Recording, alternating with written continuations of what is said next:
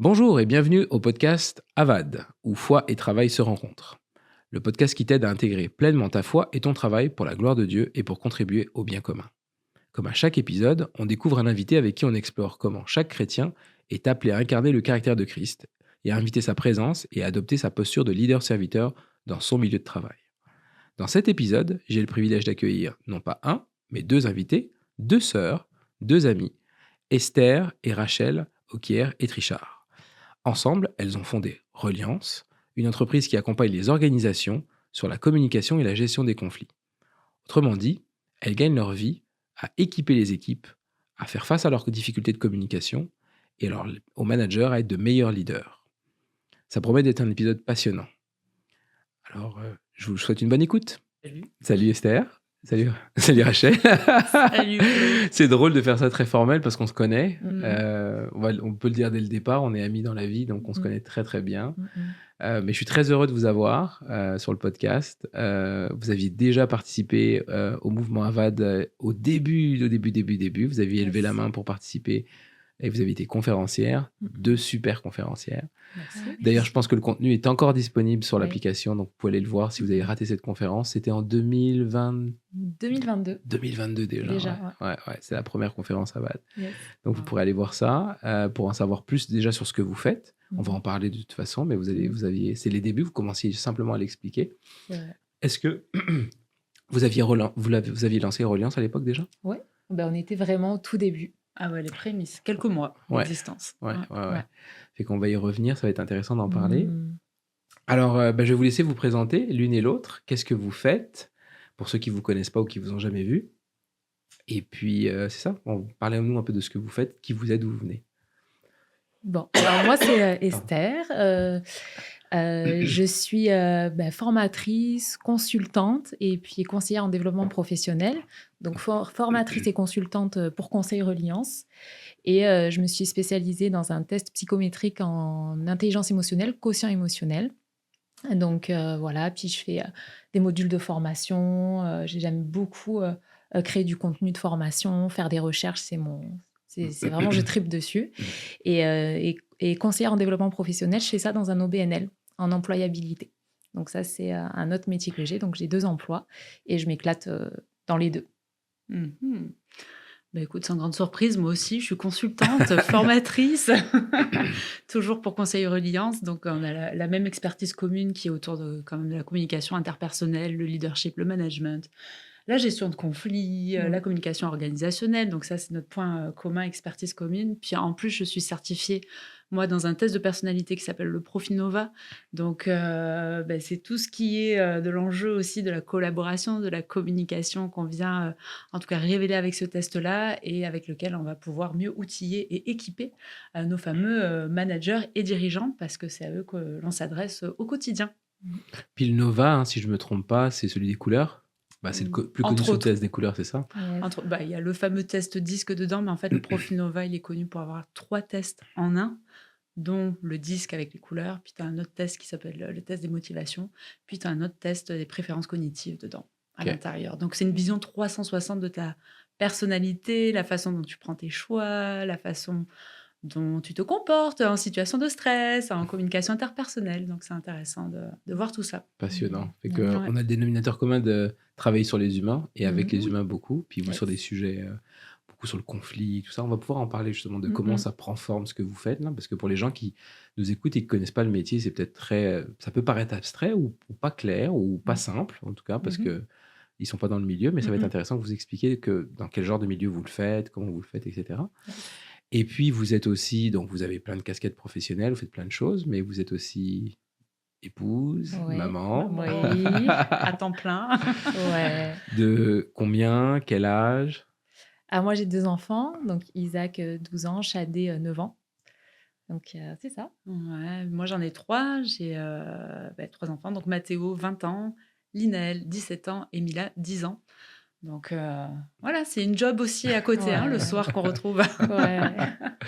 Fait que ça fait beaucoup de casquettes. Et puis, c'est en fait une des raisons aussi pour lesquelles j'étais vraiment content de vous avoir. Bon, au-delà que vous soyez mes amis, mais c'est qu'on allait se parler aussi de tous ces rôles qu'aujourd'hui vous avez, vous, mesdames, dans le travail. Le rôle à la maison, le rôle d'épouse, le rôle avec une activité entrepreneuriale, etc. C'est hyper intéressant de voir comment on jongle avec toutes ces casquettes. C'est un défi.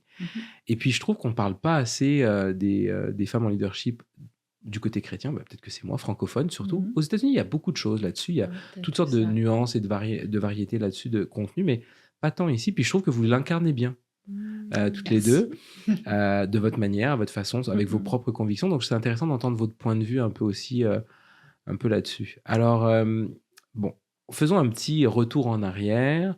On sait votre situation aujourd'hui, ce que vous faites. Si on revient quelques années en arrière, vous n'étiez pas au Québec. Vous venez toutes les deux de France. C'est pas un secret avec l'accent qu'on a. Exact. Racontez-nous un peu l'enfance toutes les deux. Est-ce qu'on a précisé que vous êtes sœurs? Je me posais la question, tu vois. Je pense pas. Hein. On l'a pris Donc pour on va acquis préciser quand même que vous êtes deux Eh sœurs. oui. C'est ça, exactement. C'est quand même important parce que vous êtes liés par le travail, mais vous êtes liés d'abord par la famille, donc important. Fait que comment ça s'est passé? Racontez-nous les débuts. Donc vous venez d'une famille chrétienne. Ça ressemble à quoi votre parcours dans la foi? Vous grandissez comment? Et puis après, on va arriver à votre temps ici au Québec. Nous, c'est original. Hein. On est filles de pasteurs. Donc, on va dire qu'on a grandi dedans. Tout à fait. Avec une maman aussi très impliquée dans son rôle de femme de pasteur. Alors, ce serait une autre émission de dire qu'est-ce que être une femme de pasteur. Mais voilà, on a grandi dans ce milieu, donc forcément baigné dans la foi très tôt, dans la vie d'église aussi très tôt. Et c'est pas anodin dans notre parcours même professionnel, puisque très vite, nous, on est entouré de monde et on est habitué à avoir des interactions avec un public entre guillemets très varié, intergénérationnel, interculturel, très rapide, puisqu'on est les filles de pasteurs. Donc, finalement, on se retrouve à parler avec tout le monde à l'église. Et puis, ça a été, moi, je peux déjà le spoiler, là, ça, mais ça a été un peu notre laboratoire humain vivant dès notre jeune âge.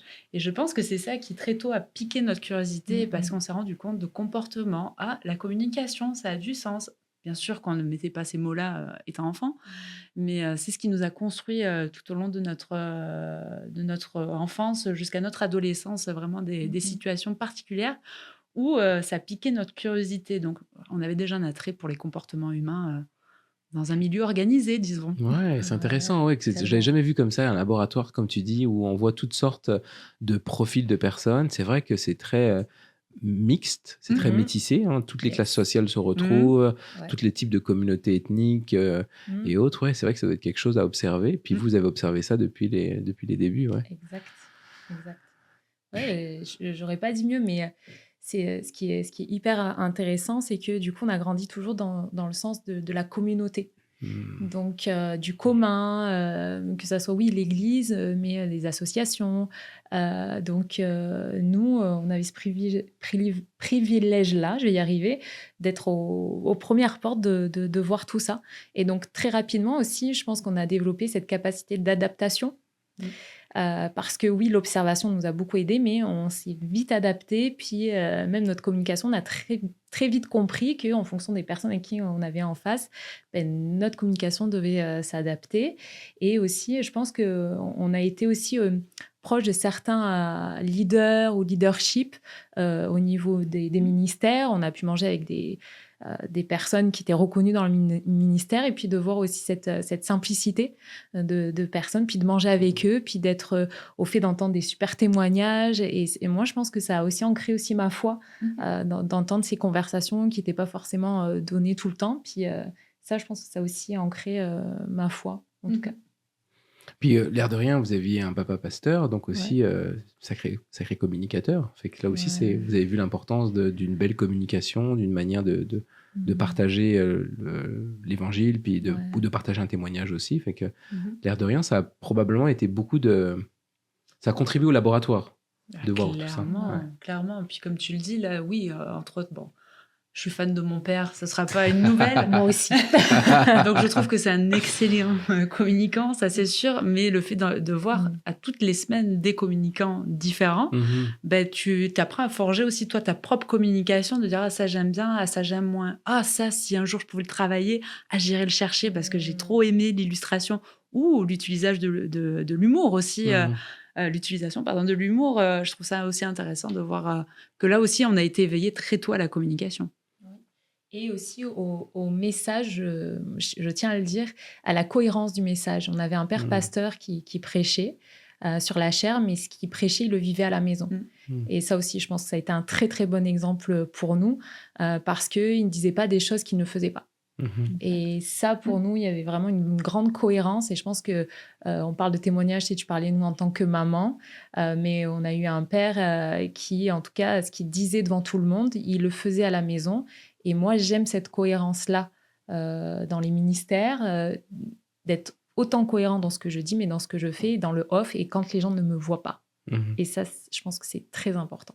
Ça vient avec ce qu'on en a beaucoup parlé ensemble. On a eu des après-midi ou des soirées à parler de ça, mais sur aussi votre importance de vouloir aller livrer ce message-là de cohérence aussi pour les gens qui sont dans des rôles de gestionnaire notamment, parce qu'il y a des enjeux là-dedans. Mais on va y revenir, on va en parler tout à l'heure de quelques exemples de ce style-là. Je veux rester sur vous et votre histoire. Donc tu disais, ça a contribué, Esther, à ta foi, probablement d'avoir toutes ces personnes autour de toi qui pouvaient témoigner de ce que Dieu faisait dans leur vie. Toi, Rachel, comment toi t'as vécu? Est-ce que vous avez vécu de manière peut-être différente? Avez-vous partagé comment vous viviez votre foi respective là-dedans? Est-ce que l'une et l'autre, vous avez eu des révélations différentes ou une conviction différente l'une et l'autre à un moment donné? Très certainement. Après, moi, je sais que je suis plutôt de nature réservée, ce qui fait que tout ce qui était de l'ordre de la foi, je le vivais de manière très personnelle. Toujours eu du mal à m'ouvrir. Je ne m'épanche pas tellement sur ces sujets-là. Je pense que jusqu'à l'âge de 14 ans, où moi, j'ai vraiment fait la rencontre avec Jésus, clairement, et où j'ai pris la décision de m'engager par les eaux du baptême, comme on dit. Ça a été la façon explicite, je pense, de manifester ma foi, mais c'était quelque chose de très personnel pour moi. De très intérieur. Très. Aujourd'hui, beaucoup moins. Je le partage beaucoup plus volontiers. Mais à cette époque-là, j'étais encore la fille très, très, très, très réservée. Parce que moi, j'étais plus intense, je pense. Moi, très jeune, je parle de Jésus à l'école. Enfin bref, j'étais très... voilà. Je pense que peut-être à l'adolescence, je me suis un petit peu calmée, quoique je ne sais pas. Mais non, après, j'étais très à l'aise dans ma foi. J'avais beaucoup d'amis musulmans parce qu'en fait, je me reconnaissais aussi dans... On avait une foi, en fait, donc même dans des valeurs, en fait, donc au lycée ou au collège, j'arrivais mieux à m'identifier. Puis, et très à l'aise avec ma foi. Très à l'aise. Ouais.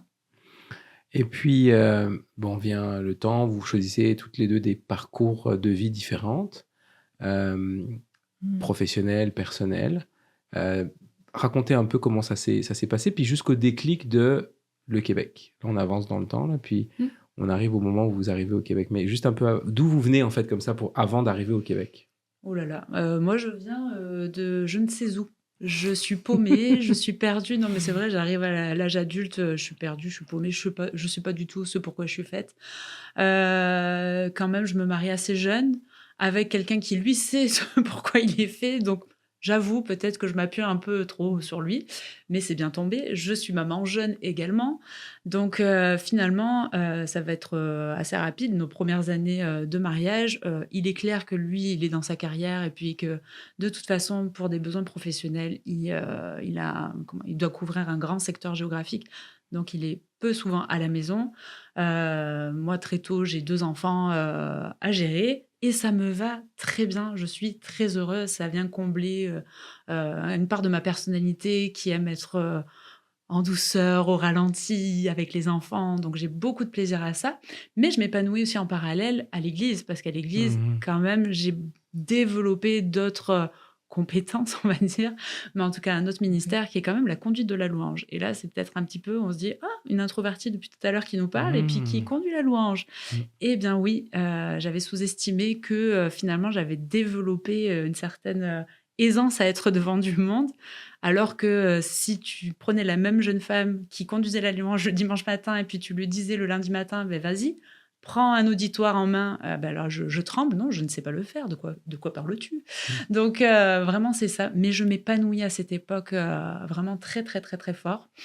Je passe un petit peu les années. On est vers mes 30 ans, on va dire, voilà, début de ma trentaine en tout cas.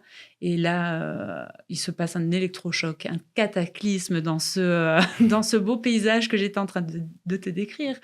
Je rentrerai pas dans les détails, mais on va dire que pendant 9 mois, mon mari et moi, on a subi comme de l'abus et du harcèlement psychologique. Vraiment, c'était très, très, très, très, très fort. 9 mois en continu. En parallèle, Franck perd son travail. C'est une catastrophe, vraiment. On n'a plus rien sur quoi compter. Finalement, les épreuves elles révèlent les amis aussi, les personnes, les ressources autour de toi qui nous abandonnent une à une. Donc, vraiment, ça a été 9 mois très pénibles, très difficiles. En même temps, je suis dans ma 3e grossesse. C'est vraiment les 9 mois de Mila. Ça a été terrible, voilà. Je peux pas dire plus que ça, terrible. Les gens mettront ce qu'ils voudront derrière dans leur imaginaire, mais vraiment, tout s'effondre pour nous. La seule chose, c'est notre lien. Notre force, c'est notre couple, c'est les 2 enfants que l'on a là. Et on sait que c'est pour ça qu'on va se battre. Et surtout, la petite vie qui est sur le point d'arriver. Donc, Mila naît, et c'est pas pour rien que je lui donne le 2e prénom de Grâce, parce que je crois qu'il y a une grâce qui nous attend un jour, ailleurs, je ne sais pas quand, parce que là, on est juste dans un tourbillon, mais ça va arriver, c'est vraiment ma foi. Et puis, dans ce harcèlement psychologique, il y a toutes sortes de choses qui ont pris place. Quand je dis harcèlement psychologique, ceux qui travaillent dans le milieu, toutes les caractéristiques que l'on retrouve dans du harcèlement, ils sont, vraiment. Donc, on sait que ça laisse un trauma pour longtemps. Donc, ça a laissé du traumatisme pour longtemps dans notre vie. Mais je te dirais qu'1 an et demi après que cette affaire-là cesse, c'est là que je me retrouve un soir, moi, Rachel, devant mon ordinateur à taper des mots-clés sur Google. Je ne sais même pas ce que je tape, mais je me rappelle que j'ai un désir profond, plus fort que moi, qui me transcende, de vouloir comprendre qu'est-ce qui s'était passé. Comment on passe d'une collaboration à un conflit, et d'un conflit à du harcèlement, et à la situation qu'on est en train de traverser présentement. Moi, c'est ça que je veux comprendre. Et derrière, je ne sais pas ce que je cherche. Mais va savoir pourquoi, je tombe sur un programme universitaire à l'UQAM, un programme de communication humaine et organisationnelle. Et quand je lis l'intitulé, voilà, les dynamiques relationnelles, c'est ça que je comprends, la hiérarchie, la gestion de conflits, mais toutes ces choses. Mais oui, je rêverais de comprendre. Je veux comprendre. Pourquoi ? Parce que je ne veux que ça n'arrive plus jamais, en fait. Plus jamais ça, ni à moi, ni à personne d'autre. Donc, si je peux être cet agent qui protège, qui diffuse ce message, je veux l'accepter. Donc, tu vois un petit peu où ça nous amène dans cette année. Donc, ça a mis du temps entre le moment où je tombe sur ce programme-là et le moment où j'intègre l'université, parce que c'est ce qui va se passer. Je rappelle, je suis encore en France quand je tombe sur ce programme universitaire à Montréal.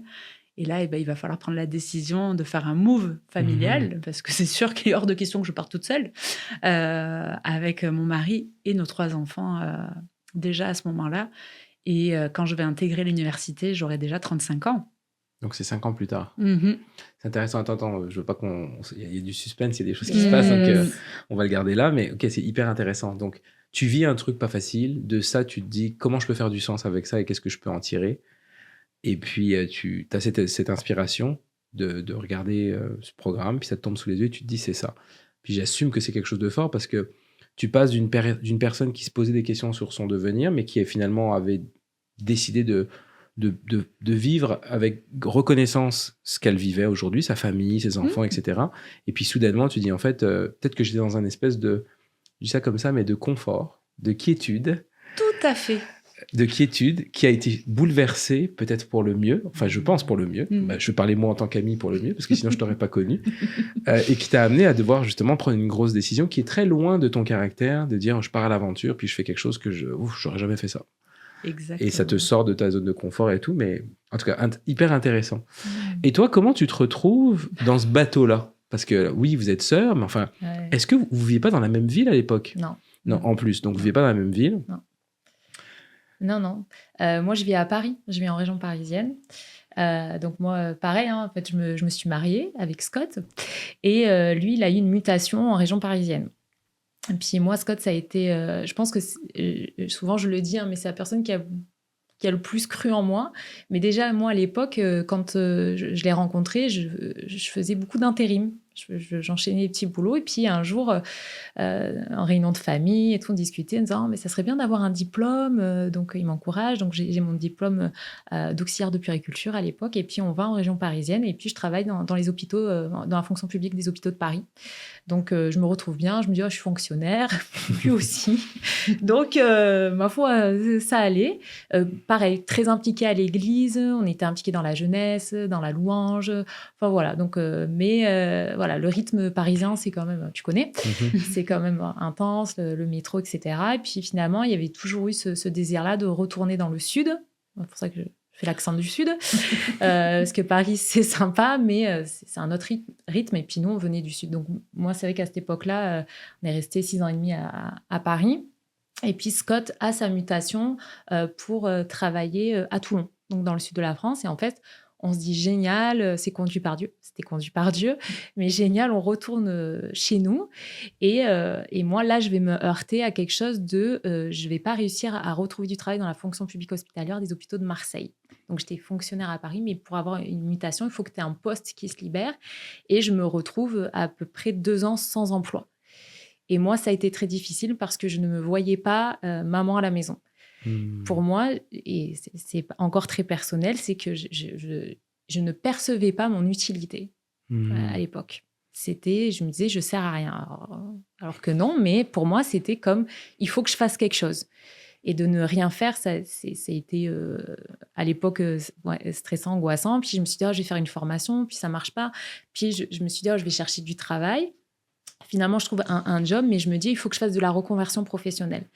Et finalement, c'est souvent l'histoire que je raconte. Je vais à un forum de l'emploi pour les conjoints, parce que mon mari travaillait au ministère de la Défense à l'époque, pour les conjoints, pour qu'ils puissent retrouver du travail après que les conjoints aient des mutations. Donc, bref. Et je refais mon CV, tout ça, je suis toute motivée et je passe un entretien d'embauche qui se passe super mal. Et je pense que voilà, je me fais un petit peu, j'ai dit ça, mais beaucoup méprisée, je pense, dans cet entretien d'embauche. Et je ressors de là, et pareil, c'est un électrochoc, parce que j'ai l'impression, moi, que je sors de mon corps pendant que la personne parle, tellement le choc, il est intense. Et je sors de là en larmes. Et je me rappelle, j'ai Scott au téléphone qui me dit « Alors, comment ça s'est passé, ce forum de l'emploi ?» Et je lui dis « Ça s'est mal passé. » Et il me dit « Comment ça peut mal se passer ?» Bref. Et je lui dis « Plus jamais je veux qu'on me parle comme ça. Plus jamais je veux que ça se passe comme ça dans ma vie. De dépendre de quelqu'un, du pouvoir de quelqu'un et de ne pas être en contrôle. » Donc, j'ai dit « Je ne sais pas où, comment, mais c'est fini. Donc, il faut que je reprenne des études. Il faut qu'on parte, mais c'est terminé. » Et mais tout ça en pleurs, hein. J'étais au bout de ma vie. Bref. Et ça, c'était en novembre 2018. Et j'en parle à Rachel. Je lui explique. Et puis, elle me dit « Esther, il faut que je te parle d'un programme à l'UQAM. Je t'envoie les données, puis tu le lis. Puis je pense que ça va faire écho. » Et effectivement, je lis l'intitulé « Remettre l'humain au centre des organisations ». Puis moi, dans cet entretien-là d'embauche, je ne me suis pas sentie humaine ou accueillie en tant qu'individu, mais comme un numéro. Et pareil, le désir de comprendre comment ça se fait qu'une RH en arrive là et de comprendre, en fait. À quel moment, en face de toi, t'as pas une personne, tu rencontres pas quelqu'un. Et en fait, quand je lis ça, je montre ça à mon mari qui me dit « OK, let's go. Tu veux faire ça, je te suis, on y va. » Donc, Waouh, c'est intéressant parce que je ne sais pas si vous aviez fait ce parallèle-là, mais quand je vous écoute, quand vous racontez l'histoire, c'est intéressant parce que toutes les deux, il a fallu un électrochoc. Vous étiez dans vos zones de confort, mais avec vos 2 traits de personnalité, toi à vouloir te cacher, ou entre guillemets, à rester dans la quiétude, et toi à vouloir plus que ce qu'on t'avait donné, finalement, qui était de t'occuper de tes enfants à ce timing-là, et finalement d'avoir cette volonté de vouloir faire plus, etc. C'est intéressant, puis ça vous a mené à une conclusion identique parce qu'il y avait, pour vous, il y avait un truc à régler ou une chose à fixer. C'est intéressant parce qu'on est toujours travaillé. Souvent, on cherche, parce que je dis ça parce que sur le podcast, on parle de l'appel, souvent du travail. On n'arrive pas. Mon appel, c'est quoi Et quelquefois, il n'y a pas besoin de chercher très loin. Dans le vécu, Dieu reprend ce qu'on a vécu, puis par quoi on est passé pour arriver à transformer, à en faire quelque chose de beau. Fait que la preuve, vous êtes la preuve vivante de ça, parce que c'est d'un truc qui est dramatique, vous en avez fait quelque chose de vraiment beau. Puis ça a pris du temps, c'était pas facile. Là, on en parle a posteriori, parce que j'imagine que j'étais pas là au moment où ça s'est passé, mais ça devait être autre chose. Mais a posteriori, on peut en parler avec le sourire, parce qu'on se dit, waouh, on sert un Dieu grand, parce qu'il a pris ces choses-là, et il les a tournées Et il en a fait quelque chose d'extraordinaire pour justement aller soigner, guérir ou aller valoriser ou pousser des gens qui vont vivre ou pour éviter que les gens vivent ces choses-là. Fait que c'est quand même incroyable. Puis ça prenait cette impulsion-là, je pense. Bon, j'avoue qu'on évitera, on aimerait ça avoir moins la tête dure des fois, ou moins pour quelques fois que le mouvement se fasse, parce que ça prend ça. Fait que je nous fais avancer fast forward. On va passer les process administratifs parce que c'est difficile. On sait que faire des visas, c'est compliqué. En plus, on est une famille au complet. Donc là, les résidences, les trucs et tout ça. Et on arrive ici. Vous arrivez ici en quelle année ? 2019. Août 2019, c'est ça. Puis là, vous arrivez en août 2019. Puis la pandémie, c'est quoi ? 6 mois après. 6-7 mois. Donc vous vivez un drôle de Québec, quoi. Parce que... Voilà. Bienvenue. Un Québec entre les 4 murs de ta chambre. C'est ça, exact. Donc, vous arrivez pour faire la formation, vous commencez la formation, je fais fast forward, on commence la formation et tout ça. Est-ce qu'il y a des surprises ? Est-ce qu'il y a des choses qui vous plaisent moins ? Parce que vous avez quand même tout lâché pour venir faire ça. Comment c'est vécu en famille là-dedans ? Ah non, mais je crois qu'on vit notre meilleure vie. Ouais. On tripe trop ce qu'on apprend, à tous les concepts, les notions qu'on voit. On se regarde avec Esther. Ben voilà, mais c'est ça qu'on voulait apprendre. Mais ça correspond tellement aux besoins de nos églises, parce que nous, c'est le seul milieu qu'on connaissait vraiment par cœur, dans les systèmes, etc. Et non, mais là, on vit notre meilleure vie. On aime tous les cours que l'on suit. Non, vraiment, on se dit, mais pourquoi on n'a pas connu ça plus tôt ? C'est tellement génial. Ouais, et puis, le fait qu'on soit sœurs à l'université, on nous appelait les sœurs Trichard. Donc, très vite, on nous a pris comme... En plus, on était plus âgés. Et oui. mais franchement, on a super bien accroché avec en fait les jeunes étudiants. Bon, j'avoue qu'au début, les travaux de groupe, ça a été compliqué de comprendre le vocabulaire. Je vois quelqu'un qui rigole. Les expressions, les anglicismes. Au début, je me suis dit que, voilà, mais on a très vite pris le switché. rythme. Ouais, c'est ça, ouais, switché, voilà. Avec les enseignants, ça s'est super bien passé. Directrice de programme, franchement, ça a cliqué de suite. Et après, que tu veuilles ou non, la pandémie, moi, en fait, j'ai retrouvé ma famille. Je trouvais ça juste génial. Mon mari était en télétravail, j'avais les enfants. Mais moi, j'ai trouvé ça génial d'être vraiment tous ensemble. Et je trouvais que l'expérience aussi, c'est sûr que, on ne pouvait pas trop sortir, mais on s'est retrouvés, nous. Et moi, ça m'a fait du bien. On mangeait ensemble, le matin, le midi, le soir, on était nous. Donc, il y avait ça. Puis oui, et à côté de ça, je me nourrissais de mes études. Et puis, en plus, j'étais avec ma sœur. Et puis, on était beaucoup ensemble, des fois même sans le vouloir, là, dans des travaux de groupe. Donc, non, vraiment... Oui. Est-ce que vous diriez que ça a recréé quelque chose que ça aurait été difficile de le recréer autrement, hein ? Alors peut-être difficile de recréer, mais je trouve ça extraordinaire de vivre ton immigration comme ça, ton intégration comme ça. Au lieu que chacun soit dispersé à ses affaires, là on était recentrés malgré nous, notre cocon familial, notre noyau, et on était ensemble dans cette immigration. Bon, j'avoue que la longueur a fait que c'était pénible, mais en même temps, nous, dans la pandémie, en tout cas, moi j'ai pas trop pâti de cette pandémie de ce point de vue-là. J'ai trouvé ça même génial, comme elle le dit, on était ensemble. Donc, puis on a besoin de se sentir ensemble quand tu quittes tout. Oui. Et que, tu sais, c'est une immigration un peu tardive pour nous. Moi, déjà 35 ans, mon mari 40, enfin voilà, donc c'est une immigration un peu tardive, donc de ce côté-là, de ce point de vue-là, ça a été... Et puis, je pense qu'aussi, le déracinement avec la France, il s'est fait naturellement. Et moi, j'ai eu l'impression, en venant ici, que tout était possible. Versus qu'en France, je n'arrivais pas à voir mon avenir, ni pour mon mari, ni pour mes enfants. Et ici, j'ai eu la perception que tout était possible. Et même moi, en tant que femme, de reprendre des études en étant maman, d'avoir des cours du soir, parce que ça aussi, l'accès aux études, même en France, c'est plus compliqué, aux cours du soir. Ici, pour moi, je me suis dit, tout est possible. Et en fait, c'est comme si je pouvais prendre racine ici, dans ce pays-là. Moi, j'aime ce pays, j'aime le Québec surtout, parce que je suis au Québec, mais j'aime être ici. Pour moi, c'est tous les possibles, en fait. Fait qu'un beau nouveau départ, après une prise de risque courageuse de vous, de vos maris aussi, de vous suivre, parce qu'en fait, vous arrivez ici sur des visas d'études et tout ça. Ouais. Donc, c'est quand même c'est drôle. Puis c'est souvent, en plus, c'est drôle parce que c'est souvent l'inverse. Généralement, c'est souvent le transfert du monsieur pour le job ou je ne sais quoi. C'est souvent ça le scénario le plus commun, j'ai envie de dire, surtout venant de France. Moi, c'est celui que j'ai croisé le plus souvent. Donc, c'est bravo d'avoir pu suivre, messieurs, le choix de mesdames. Et bravo, mesdames, d'avoir eu le courage de dire, OK, on s'en va par là, puis on le fait. Fait que ça, c'est le fun. On avance un tout petit peu, toutes les deux graduées, fiers du travail que vous avez fait. C'était quand même quelque chose. Un retour aux études, pour ceux qui l'ont peut-être vécu, c'est quelque chose, c'est quand même exigeant, parce que c'est se replonger dans une mécanique de travail, d'apprentissage, alors qu'on est sorti de ce milieu-là depuis un petit bout de temps et tout ça. Puis c'est quand même un diplôme qui est exigeant, puisque vous avez fait un bac toutes les deux. Oui. Donc, félicitations encore, parce que c'était quelque chose. Vous graduez, et finalement, vous auriez pu décider de prendre un emploi en partant, mais non. Parce que comme c'est le monde des possibles, comme tu le dis, Esther, vous décidez de vous lancer. Tant qu'à se lancer dans le vide, lançons-nous dans le vide. Voilà. Donc, vous décidez de vous lancer et vous créez Reliance. Ouais. Alors, je serais quand même intéressé que vous me disiez, parce que je ne sais pas si on en a parlé vraiment, même plus personnellement entre nous, le moment où vous faites la bascule. Donc là, il y a l'euphorie du diplôme, mais le moment où vous dites, non mais oui, tu sais, on a travaillé fort pour l'avoir et tout ça. Là, vous dites quoi au moment de dire je rentre? Puis il n'y aurait pas eu de. C'est pas mieux ou moins bien, ok, de dire je serais entré dans un emploi quelconque et tout ça, peu importe, mais vous avez décidé de faire ça. Comment vous l'avez vécu? Est-ce que vous avez senti que Dieu vous a parlé dans ce temps-là? Qu'est-ce qui s'est passé quand vous décidez de vous lancer là-dedans? Tu veux commencer?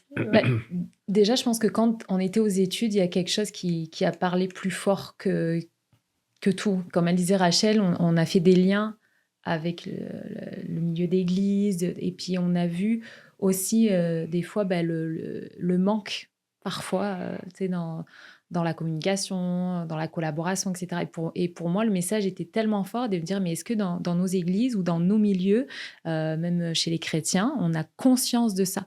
Moi, c'était vraiment d'être ce porte-voix de conscientisation en disant, il y a des choses, il y a de la recherche. Et pour moi, ça faisait tellement le lien avec ce que la Bible disait au départ. Et c'est comme si la recherche et la Bible se rencontraient en disant, mais c'est un message qu'il faut que tout le monde sache. Et j'ai envie d'être ce porte-voix-là en disant, mais allô, est-ce qu'on peut se réveiller? Est-ce qu'on peut être ces acteurs du changement? Est-ce qu'on peut remettre l'humain au centre? Parce qu'il faut être vrai aussi. Des fois, dans nos églises, on a été plus sur des systèmes ou des façons de faire que centré sur l'humain. Et moi, c'était vraiment ça, en tout cas, mon énergie. Ouais, après, je remets dans le contexte. J'étais à la maison pendant quelques années. J'avoue que l'angoisse de travailler pour quelqu'un, il y avait quelque chose. Moi qui ai toujours été à mon rythme. Donc, me mettre sous... non, je pense que moi, je suis faite pour mener mes projets. Et vraiment, on se sentait très encouragés. Encore une fois, on le dit, notre directrice de programme, elle nous a énormément encouragés, poussés en disant... Vous n'êtes pas comme les autres étudiants. Vous avez votre expérience professionnelle. Vous avez un avantage parce que vous avez compris les choses grâce à votre maturité. Donc, allez-y, les filles. Moi, je vous back. Et c'est vrai qu'elle nous a mis en contact, en relation avec beaucoup de personnes. Donc, on a été très encouragés aussi dans le milieu académique. Beaucoup de personnes qui nous ont tendu la main, qui nous ont conseillé, qui nous ont reçus chez eux de manière... Alors que, franchement, c'est exceptionnel. Mais c'est vrai que quand tu parles, on a eu aussi un doctorant au programme. C'est ça, je pense à lui. Ouais, qui a été extraordinaire en disant, les filles, il faut arrêter de vous cacher. Puis pourtant, il nous connaissait un petit peu. Il dit, mais quand est-ce qu'il y aura des femmes qui vont se lever, avoir leur entreprise, qui vont parler de ce qu'on parle? Et lui, il a été vraiment très encourageant dans sa façon de faire. Il dit, vous avez tout, donc allez-y. Puis ce qui fait que quand on a dit, non, on va pas aller jusqu'à la maîtrise, on s'arrête là et on veut ouvrir, ça a étonné personne. Allez-y les filles, qu'est-ce qu'on peut faire pour vous? Donc c'est sûr que tout s'est enchaîné. Puis comme elle dit Esther, c'est un message, c'est va et dis-leur. Dis-leur à ces dirigeants, mais peu importe, même dans le séculier, va et dis-leur qu'il existe une autre façon de faire, un autre mode opératoire, une autre façon de l'idée, de manager, d'aimer tes employés. Est-ce qu'on peut parler d'amour dans les organisations? Ça, c'était la grande question que l'on pose, nous, dans notre parcours académique. Mais est-ce qu'on peut oser parler de ces choses-là dans le milieu de travail? Alors oui, il y a beaucoup de chemin encore à faire, mais c'est des questions qui qui mérite d'être entendu juste pour éveiller à quelque chose. Ah, jamais je me serais posé la question. Déjà, si tu commences à y réfléchir, peut-être qu'il y a quelque chose qui va changer dans ton comportement dès lundi matin au travail. J'aimerais bien.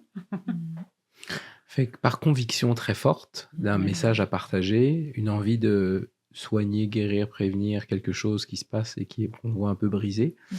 Et ça, que ce soit dans les églises ou comme on peut le voir dans le séculier, comme vous disiez toutes les deux.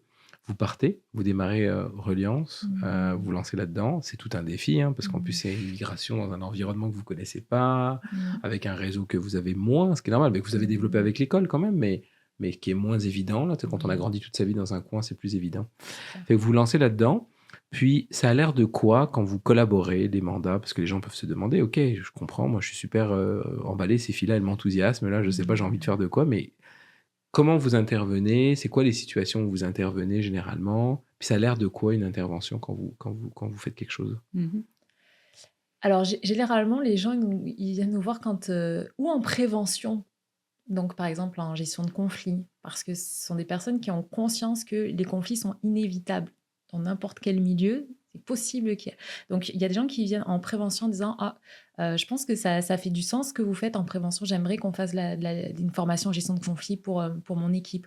Ou j'aimerais qu'il y ait vraiment une synergie d'équipe, qu'on puisse parler autre chose que du travail et créer du lien de façon peut-être plus informelle. Alors, on utilise la formation, mais on fait beaucoup parler les personnes quand on est en atelier. Ou alors, c'est des gens qui vont nous contacter quand il y a un problème. Parce qu'il y a un conflit, parce qu'on ne comprend pas, il y a quelque chose qui se passe, ça fonctionnait super bien, puis justement, de mettre des mots sur « je ne comprends pas la situation, ça m'a échappé, qu'est-ce qui se passe ?» Et donc là aussi, on va venir nous contacter à ce niveau-là. Tout ce qui est les enjeux de collaboration finalement, que ce soit un dirigeant envers tous les employés de manière générale, mais un manager et son équipe. Donc, on intervient avec tous les enjeux que ça soulève. La collaboration, c'est juste une communication dans laquelle on ne se comprend pas, on ne se comprend plus. On va aller intervenir dans des sujets de comment mobiliser, comment engager des personnes, comment faire monter en compétence aussi nos meilleurs joueurs, parce qu'on voit qu'il y a un potentiel, mais comment les motiver? Est-ce qu'on parle le même langage pour motiver cette personne-là ou pas, parce que j'ai pas l'impression que. Donc, comprendre les besoins. Évidemment, la gestion de conflits, c'est un gros enjeu de collaboration. Donc, toutes ces choses-là, pour mieux se comprendre, mieux communiquer, mieux parler, puis mieux faire ensemble aussi. Puis aussi, ce que j'aime, c'est quand il y a justement des leaders qui se posent des questions sur eux-mêmes. Puis c'est là où les tests psychométriques ils entrent en jeu. Donc, le profil Nova ou l'intelligence émotionnelle, c'est vraiment d'avoir ce miroir sur soi. Donc, d'arrêter de regarder le problème des autres, mais de dire, moi, c'est quoi mes angles morts ou alors c'est quoi mes forces? Et ça, je pense qu'un leader qui voit c'est quoi ses forces, et qu'est-ce qui fait que il arrive à prendre son équipe, mais aussi de voir ses angles morts en disant, ok, si peut-être que moi, je suis pas capable de gérer ces angles morts, mais je peux peut-être avoir quelqu'un dans mon équipe qui voit ces angles morts et d'être capable de dire, ok, toi, tu vas m'aider là-dessus. Là aussi, je pense que c'est aussi des mandats qu'on aime beaucoup parce que ce sont des tests qui partent des gens de l'intérieur de soi. Et souvent, moi, ce que j'aime, c'est qu'on dit on ne forme pas des compétences, mais on révèle des leaders. Quel style de leader tu es au-dedans de toi? Donc ça, on arrive à le voir. Puis comment on peut le révéler? Donc, sans changer ta personnalité, sans changer qui tu es. Moi, je parle d'intelligence émotionnelle, mais comment tu vas gérer tes émotions. Mais c'est de partir de l'intérieur de la personne pour qu'elle puisse rayonner autour d'elle. Est-ce que vous avez un cas concret où on vous a appelé pour que les gens comprennent un peu comment ça prend place, en fait, où vous avez été appelés toutes les deux, puis vous avez agi sur la chose en question, puis vous avez pu voir le résultat, ou en tout cas, la personne qui vous a embauché a dit « Ah, oui, là, je vois le avant-après ». Un exemple? Dans le métier que l'on fait, on peut faire soit de l'intervention, soit de l'accompagnement. C'est sûr qu'on a été beaucoup appelés pour de l'accompagnement, à travers, c'est vrai, à chaque fois, la porte d'entrée, ça va être les outils psychométriques, donc le test. Et puis, généralement, après, on va faire un atelier pour rassembler tout le monde, pour un langage commun. Ça, c'est important de savoir et de comprendre qu'on va mettre tout le monde avec le même langage pour que l'on comprenne bien la direction dans laquelle on s'en va à partir de maintenant. En termes d'intervention, on a vu toutes sortes de choses. On peut partir d'un conflit, donc on va faire ce qu'on appelle de la médiation, basiques.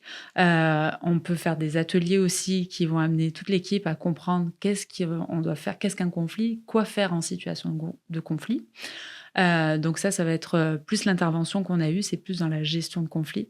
Maintenant, comme je dis, l'accompagnement, c'est plus de type coaching. Donc là, on va développer un gestionnaire qui veut aller plus loin, qui sent qu'il y a des choses qu'il perd en réunion d'équipe. Il ne sait pas pourquoi il perd l'attention, il ne sait pas pourquoi il a dit une phrase et ça n'a pas du tout eu l'impact que ça aurait dû avoir. Et puis, remettre en question des fois les systèmes de gouvernance. Est-ce que je peux faire autrement ? Bien sûr, il existe toutes sortes de possibilités. Donc, c'est vrai que notre saveur est particulière parce que quand on fait de l'accompagnement, on met toujours une petite phase où on va transmettre un petit peu de théorie. Voici les options, voici ce que les recherches disent, voici ce qu'il est possible de faire. Maintenant, on part de toi. Où tu sens ta sensibilité, qu'est-ce qui résonne avec toi, avec les tests aussi en complément, les tests psychométriques que l'on a. On peut encore asseoir et affiner la direction vers laquelle tu veux aller. Et puis, ça facilite aussi les prises de décision en équipe. On a souvent des comités de gestionnaires, donc c'est-à-dire qu'ils ont tous le même pouvoir équivalent. Qui prend la décision à la fin ? C'est quoi nos systèmes ? Et on ne sait pas. Et puis, on a perdu nos meilleurs joueurs. Il y en a qui claquent la porte, puis qui s'en vont, qui vont voir ailleurs. Donc, c'est tous ces enjeux aussi de rétention et d'une meilleure collaboration. Donc, on a des interventions davantage en gestion de conflit. Sinon, ça va être plus de l'accompagnement de type coaching. Donc, on va se voir sur plusieurs séances classiques. Ouais, puis je pense que ça crée chez les gens d'être rassurés des fois sur ce qu'ils font. Aussi, tu sais, pour les jeunes managers, en tout cas qu'on a eu, d'être rassurés, est-ce que je fais bien ? Et je fais les choses, mais je ne sais pas, parce qu'il n'y a pas d'école de management. Donc nous, je pense que déjà, ils ont besoin de parler, ces gens-là, et d'être écoutés, et de dire, j'ai un rôle de direction, où je suis jeune manager, où on m'a mis là manager parce que j'ai la compétence, où je suis bon là-dedans. Et nous, juste de dire, est-ce que c'est bon ce que je fais ? Parce que souvent, des fois, ils n'ont pas de retour de leur direction ou de la hiérarchie, et ils ne savent pas. Donc, et puis nous, en fait, on leur redonne confiance. Donc souvent, oui, syndrome de l'imposteur, allô, je suis là. Et de redonner confiance en disant, est-ce que j'ai bien fait ? Est-ce que j'arrive pas à mettre des mots ? Il se passe ça, mais qu'est-ce... Et donc nous, d'être comme traductrice là, de l'enjeu de ce qui se passe et d'éclairer les gens. Puis on voit qu'ils prennent confiance en eux. En disant, OK, mais en fait, ça s'appelle comme ça. Puis moi, ce que j'aime, c'est quand les gens m'appellent en disant, hé Esther, quand vous nous avez parlé de ça, ça, je l'ai vu dans mon équipe et ça, j'ai pu le corriger. Ou alors, je me suis vue faire, alors qu'avant, je ne me voyais pas. Maintenant, je sais. Donc, c'est vraiment ça qu'on apporte. Une meilleure connaissance de, si je comprends bien, pour résumer un peu là, mais une meilleure connaissance de soi. Donc, ça passe un peu par les outils que vous utilisez. Et puis, je prends que le cas est très parlant là, du nouveau gestionnaire, parce qu'en fait, on n'est pas préparé. Du jour au lendemain, en fait, on nous donne une promotion, on est très heureux, on est promu, etc. Avant, on travaillait bien, notre compagnie nous regardait, puis trouvait qu'on était performant dans notre travail, on faisait des bonnes choses. Là, on rentre dans un nouveau rôle, puis souvent, on est peu ou pas, on ne sait pas tellement ce que c'est écrit sur un bout de papier, mais comment ça se vit au quotidien, on ne le sait pas. Puis là, on fait face à des défis, comment je communique, parce qu'on sait juste ça en management, c'est de communiquer des choses avec les gens avec qui on travaille. Puis ça prend toutes sortes de formes. Là.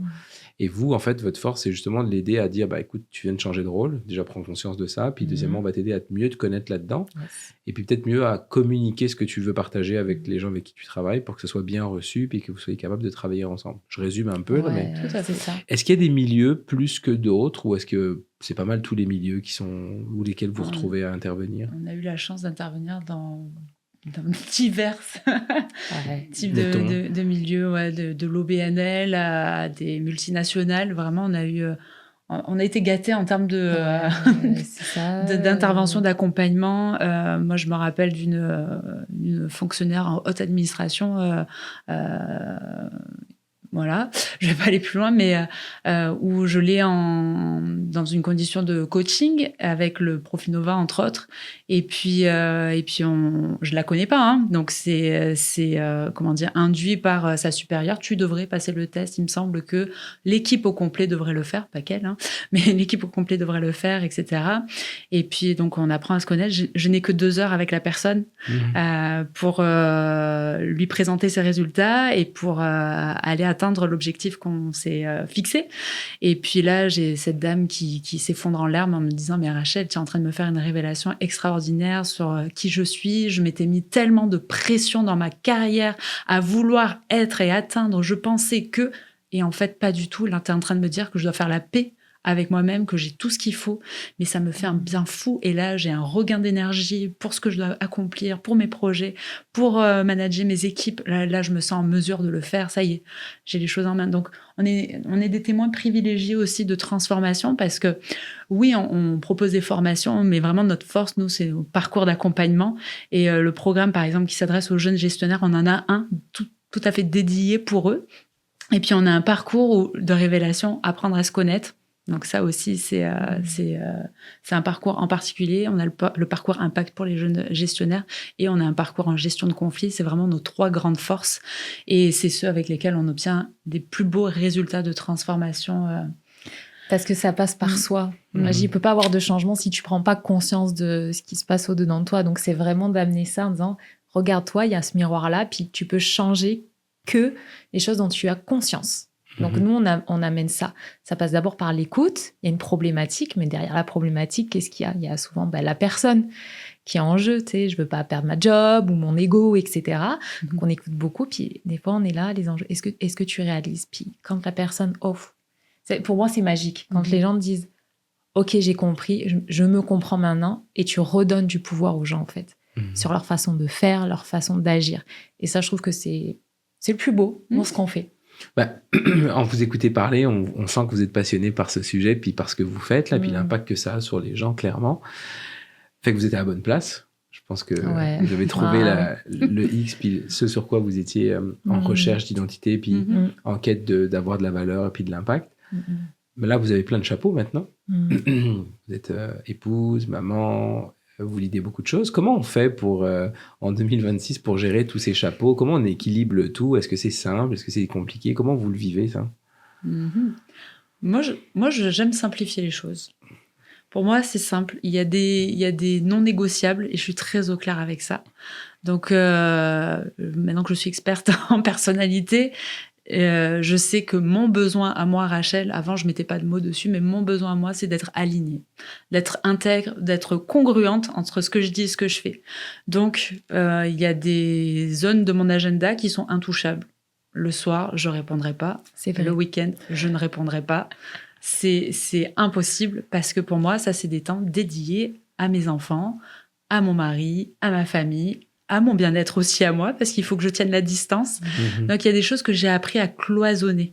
Donc, pour moi, c'est très simple. Mon agenda, alors oui, là, c'est la seule chose sur laquelle je suis très rigide sur ma planification, parce que là, moi, pour que je tienne, il faut que ce soit cadré dans ce sens-là, parce que j'aurais le cœur meurtri de voir que je n'ai pas pu assister à je ne sais quelle représentation de mes enfants ou quelque chose qui leur tenait à cœur, que je n'ai pas pu être là. Pour moi, c'est mon rôle premier d'être maman. C'est ma responsabilité d'être leur maman à eux. Ils en ont qu'une, c'est moi. Donc, ça me tient très à cœur de faire ce rôle-là. Et même s'il y a beaucoup de choses qui ont changé de leur maman, ils voient, leur maman maintenant s'épanouit aussi ailleurs, à l'extérieur. Elle a besoin aussi de cet équilibre maintenant. Elle se sent portée par une mission. Donc, ils me voient très épanouie. Je les enseigne beaucoup dans nos repas du soir. Et du coup, ils comprennent aussi que c'est très important pour moi, mais ça reste, moi, le rôle de ma vie. S'il vous plaît, donnez-moi un Oscar. Non, mais c'est le rôle. Oui, effectivement. Pour la meilleure interprète de ma vie, c'est maman. Ensuite, ce que je fais quand j'y suis au travail à 2000%, parce que je sais que je suis exactement, comme tu le dis, à ma place. Intéressant. Puis toi, Esther ? C'est pareil. Je pense que moi, l'une des valeurs qui me drive, c'est la famille. Donc, c'est sur mon mari, mes enfants. Moi, j'aime manger avec eux le soir. On a nos discussions le week-end, qu'on profite ensemble. Moi, je trouve ça juste, d'aller à l'église aussi, pour moi, c'est très important. Et de leur inculquer ça. Et tu sais, qu'ils aient un beau modèle de famille. Pour moi, c'est hyper important, mes enfants, même dans le couple, qui voient que c'est possible de s'aimer, que ça soit beau, c'est hyper important. Donc moi, la famille est en priorité. Et après, gestion des agendas. Bon, moi, j'ai une organisation un peu freestyle. Donc c'est sûr que, en plus, je travaille dans un OBNL. Et puis c'est vrai que j'aime beaucoup travailler pour la cause. Donc, c'est vrai que des fois, il y a des soirs où je travaille plus tard parce qu'il y a des besoins. Mais à chaque fois, on a un agenda commun que j'essaye de remplir. Mais j'ai un mari qui est assez flex aussi, puis qui est très présent pour les enfants. Puis je pense que tous les deux, on est là. Puis ouais, on est vraiment une team là avec Scott. Donc autant quand je suis pas là parce que j'ai un truc à faire, il va vraiment être là pour les enfants. Puis quand lui, il a besoin aussi, parce qu'il est aussi, il a 2 métiers et puis auto-entrepreneur, ben, je suis là aussi. Donc on se passe vraiment le relais. Et voilà. Donc on est une team pour nos enfants et aussi pour nos travails. Et c'est très important parce que je veux autant qu'il soit épanoui, autant que lui veut que je sois épanouie. Donc, on a très vite compris que dans notre fonctionnement, il fallait que les deux puissent justement avancer dans ce qu'ils faisaient. Et donc, à deux, on décide, pour les enfants, toi, c'est toi qui vas gérer ou moi. Enfin, bref. Donc, ça, c'est très important. Vous faites un travail sur la communication et puis la façon de travailler en collectif. Il faut que il faut que ce soit cohérent. Donc, vous soyez le reflet de ça. Mais c'est intéressant parce que vous avez 2 personnalités puis 2 réalités distinctes. Mais c'est intéressant parce que chacune a ses propres contraintes, ses propres réalités. Puis c'est intéressant parce que je pense qu'il y a des gens qui écoutent et qui doivent se retrouver dans ce que tu dis, toi, Esther, où il doit y avoir une espèce d'adaptabilité, puis d'être agile, etc., mais de fonctionner en équipe. Puis d'autres qui doivent se retrouver dans ce que tu dis en disant non, moi, c'est très clair, c'est comme ça et pas autrement, c'est cadré comme ça. Puis c'est important pour moi parce que je veux pas me retrouver peut-être submergé. Par ça, et puis ça vient de prendre plus de place que c'est supposé. Ça m'a pris presque 40 ans avant de savoir dire non. Donc maintenant que j'ai appris, je me back. Oui, je comprends. Oui, définitivement. Fait qu'on a parlé de votre parcours universitaire, on a parlé de quand vous êtes lancé avec Reliance, un peu de ça a l'air de quoi cette réalité de mandat.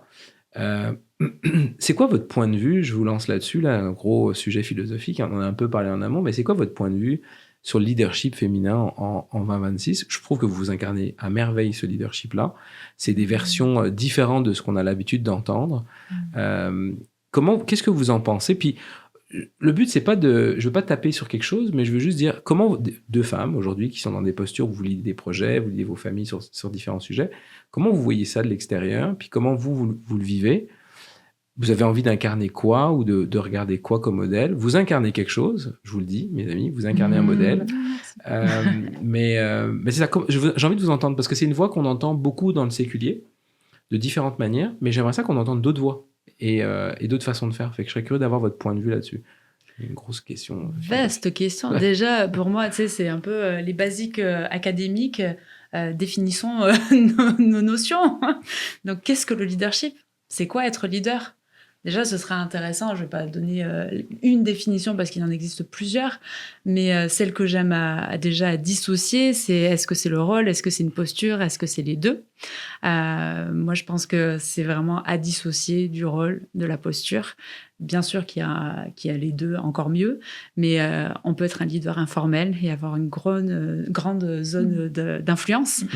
C'est surtout ça, parce que la définition, moi, que je mettrais d'un leader basique, c'est « Ok, tu marches devant, mais est-ce qu'on te suit ?» Si tu n'as personne derrière, tu n'es pas un leader.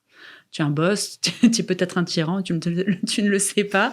Mais s'il n'y a personne qui te suit derrière en croyant à ce que tu es en train de porter comme cause, comme mission ou comme projet, tout simplement, juste d'un projet, désolé, mais il n'y a pas de leadership. Alors, je te dirais que moi, si je devais me définir en tant que leader, alors oui, j'ai déjà incarné des rôles et des postes. Tu es dans des comités, etc. Donc forcément, oui, j'étais de manière distincte. Je faisais partie d'un comité de direction, donc forcément, je faisais pas partie de l'équipe comme un membre simple de l'équipe en tout cas. Mais est-ce que j'avais plus de l'influence à ce moment-là? Non. Parce que je ne connaissais pas c'était quoi la force que j'avais dans mon leadership. On a tous une saveur différente dans notre leadership. Et là aussi, c'est pas parce que tu es extraverti, que tu es charismatique, que tu as une connaissance sur beaucoup de sujets, que tu es le leader de la place. Tu peux être un introverti, tu peux aussi avoir du leadership. Donc ça, on le sait que le leadership a différentes saveurs. Encore faut-il savoir et connaître ses forces. Ma force à moi, je sais que j'ai de l'influence, je le vois, mais j'en suis encore étonnée, tu vois. Il y a peut-être que moi qui, parfois, n'en ai pas trop conscience. Mais quand même, je déménage à plus de 6000 km, j'entraîne ma sœur et sa famille. Donc, il y a une zone d'influence qui est là. Mais je sais qu'au quotidien, comment j'influence les autres, c'est par la qualité de mon écoute. Et je sais qu'on vient toujours me voir pour du conseil. Mais on vient me voir pour du conseil business. On est d'accord que je n'ai jamais fait d'école de commerce et que moi-même, je suis en train de galérer et que j'ai dû apprendre sur le tas, tu vois, dans l'entrepreneuriat. Mais là encore, pas plus tard qu'une courtière immobilière qui se lance sur le marché, qui vient me demander ma stratégie en marketing digital. Je suis comme, ah oui, ok, elle perçoit de moi, c'est très bien. Mais bizarrement, j'ai toujours quelque chose à dire, j'ai toujours quelque chose à conseiller. Donc, la qualité, en tout cas, de mon écoute, les bons conseils que je donne font que je suis toujours et malgré moi entourée. Et c'est ça, c'est comme ça que j'influence mon monde. Donc, c'est comme ça que j'incarne mon leadership à moi. Puis, est-ce qu'il y a une notion dans ce leadership-là quelle distinction vous tireriez entre le leadership dont on parle commun puis celui d'être chrétien là-dedans? Comment vous le voyez l'incarner? Parce que je sais que vous l'incarnez beaucoup, mais je voudrais que vous mettiez des mots dessus. Moi, je prends toujours l'exemple du Christ, de Jésus, comment il était avec les gens. Est-ce que je suis encore émue de compassion? Est-ce que quand il y a une problématique de société, est-ce que ça vient toujours me toucher? Quand il y a quelqu'un qui me raconte X ou Y dans sa vie, est-ce que je suis capable de m'arrêter en chemin et de prendre ce temps avec cette personne-là et de lui dire « je te vois ». Moi, je travaille aussi dans un OBNL avec toutes sortes de clientèle, puis des personnes qui, des fois, sont exclues de la société. Juste de m'arrêter, de les regarder, puis de dire « je te vois ». J'étais touchée une fois, il y a quelqu'un qui m'a dit « mais tu ne me regardes pas comme les autres me regardent, j'ai l'impression d'être considérée. Moi, c'est ce regard-là que je veux poser sur les gens. » Mais je te dirais, je le fais aussi sur les enfants, sur les gens que je vois, je veux m'arrêter comme Jésus. Il n'était pas... des fois, les disciples le pressaient en disant hey, on a ça à faire, on est occupé. Non, ils savaient à qui. Donc, moi, c'est de donner du temps aux gens, de la considération. Donc, je m'arrête. Donc, c'est ça. Puis, on s'en était parlé, mais c'est que les gens sentent qu'ils sont aimés. Parce que j'ai vraiment conscience que chaque personne qui a été créée a été voulue de Dieu, peu importe. De me dire, j'ai en face de moi une création, quelqu'un qui a été voulu de Dieu et elle est là devant moi. Donc, c'est comme ça que je le vois. Puis la boucle est bouclée. Au départ, on te disait qu'on était fille de pasteur et Esther te disait qu'on a eu le bonheur d'avoir un papa qui prêchait ce qu'il vivait. Et nous, c'est ce qu'on s'efforce d'exercer aussi, c'est de prêcher par l'exemple. Donc, c'est sûr que tout ce que l'on dit à nos clients, moi, la congruence est une valeur très, très, très, très forte chez moi. Si je ne fais pas ce que je dis, je manque d'intégrité à ce moment-là. Donc, prêcher par l'exemple. Je dis, est-ce qu'on peut parler d'amour dans les organisations, si moi, je ne considère pas les gens que j'ai en face, si moi, je ne les aime pas, si moi, je ne vais pas vers eux, si moi, je ne les considère pas, si je ne les écoute pas pour de vrai, j'ai manqué un bout du chemin, là, quand même. Et puis, est-ce qu'il y a eu des occasions où vous avez l'impression que vous aviez, où la porte s'est ouverte, ou de partager votre foi, de partager vos croyances? Parce que vous dealez avec toutes sortes de profils, vous avez des chrétiens, des non-chrétiens. Est-ce que vous avez senti qu'il y a eu des fois où vous avez été... amené à partager ou non? Et où est-ce que vous avez senti, j'ai une deuxième question qui est attachée à ça, c'est est-ce que vous avez senti que la manière dont vous avez agi ou comment vous avez fonctionné avec la personne ou ce que vous avez peut-être donné comme conseil, ça venait pas de vous ou ça venait d'ailleurs? Je serais intéressé à voir ces deux choses. Attends, comment ça vient prendre place dans ce que je fais? Et la deuxième, c'est comment quelquefois j'ai pu partager d'une manière ou d'une autre. Puis je sais pas quel impact ça a eu, on ne sait pas non plus quelquefois, mais... Est-ce que ça vous est déjà arrivé? Déjà, c'est très clair que quand la majorité de nos contrats se font dans le séculier, jamais on parle de notre foi, jamais on revendique que l'on est chrétienne. Or, j'espère que la façon dont on parle, la façon dont on se tient, la posture, même j'ai envie de dire la qualité de notre travail, l'excellence même de notre présentation, la façon dont on s'habille, la façon dont on ne rigole pas à certaines blagues, marque de suite une distance, que l'on veuille ou non. Ça, c'est certain. Je laisserai Esther raconter l'exemple que l'on a au sujet d'un atelier sur la gestion de conflits. Après, nos valeurs parlent plus fort que nous. Ça, c'est certain. Ouais, c'est Donc, c'est vrai que dans le séculier, on n'est pas amené à dire, etc.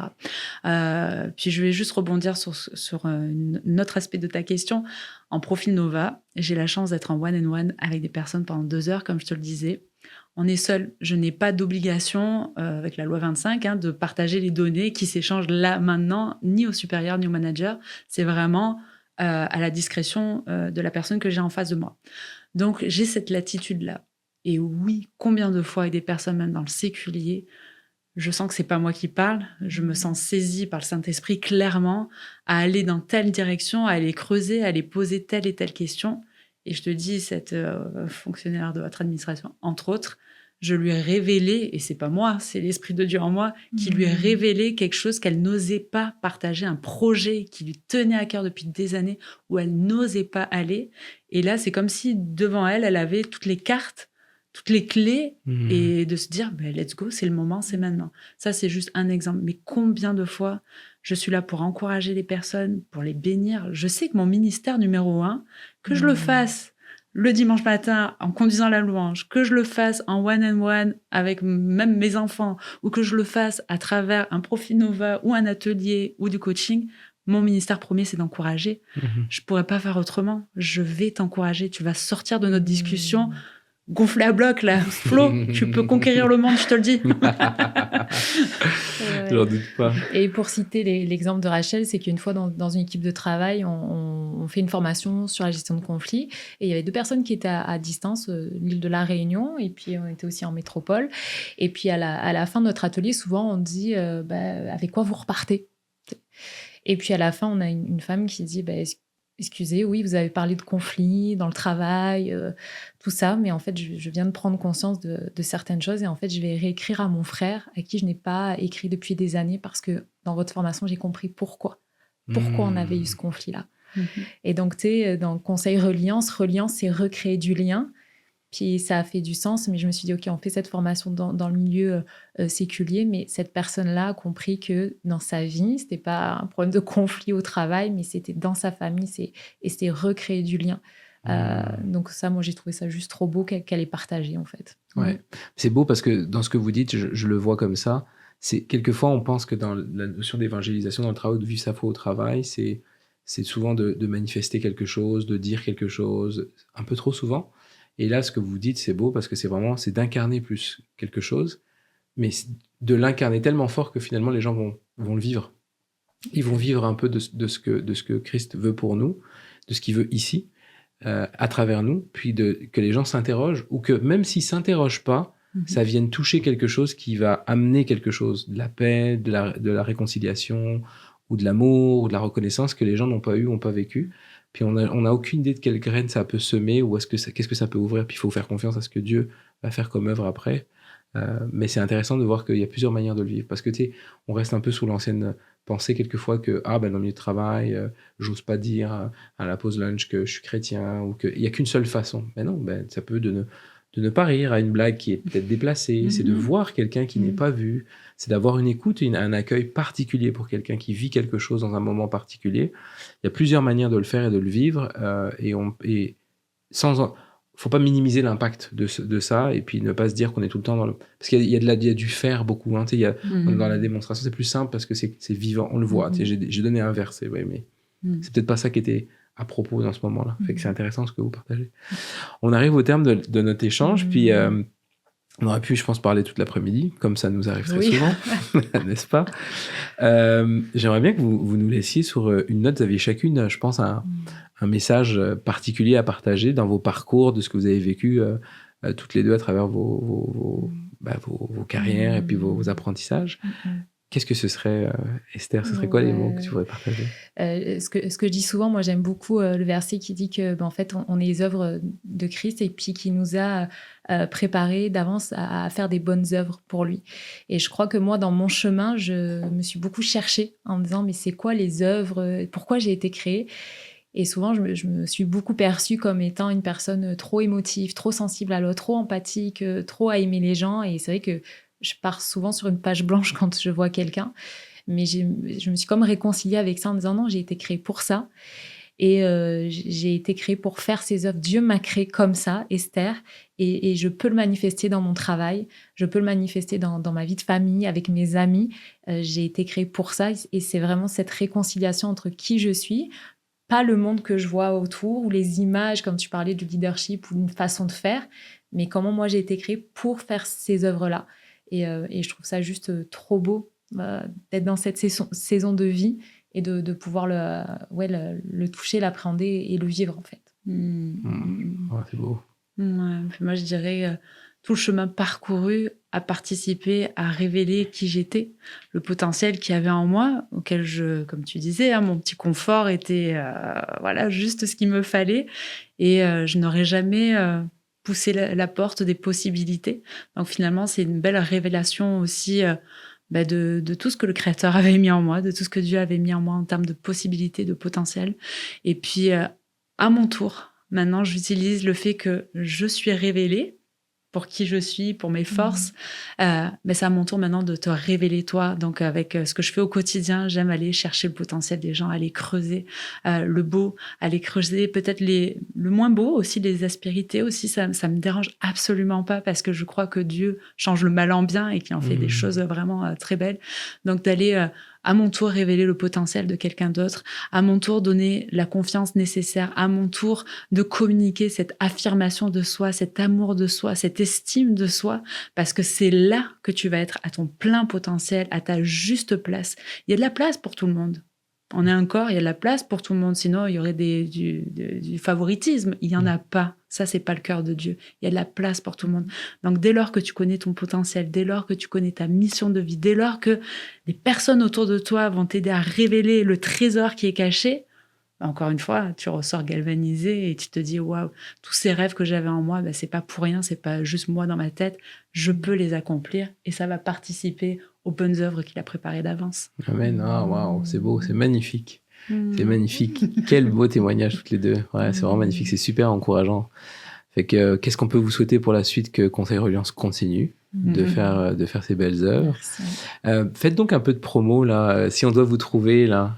Où est-ce qu'on vous trouve? Comment on vous trouve? On a un site internet, conseilreliance.com. Vous pouvez nous trouver sur nos LinkedIn professionnel aussi, c'est vraiment le mieux là pour nous, ça. Et puis n'hésitez pas à vous inscrire à notre lettre de nouvelles. On pourra vous donner des tips, des insights si vous avez besoin pour votre quotidien au travail, pour que vous puissiez être révélé dans votre leadership, ne serait-ce que de devenir le meilleur collaborateur, la personne avec qui tout le monde a envie d'aller collaborer. Je pense que c'est un petit peu notre rôle en tant que chrétien dans ce milieu de travail. Donc on est là pour vous. Parfait, super, génial. Bon, c'était un plaisir, un bonheur d'être avec vous. Merci. J'espère qu'on en aura une deuxième possibilité, une autre version sur un autre sujet ou quoi que ce soit. Ce sera vraiment le fun de partager ensemble. Merci d'avoir pris du temps avec nous. Et puis on se reparle bientôt. Salut. Merci. Bye.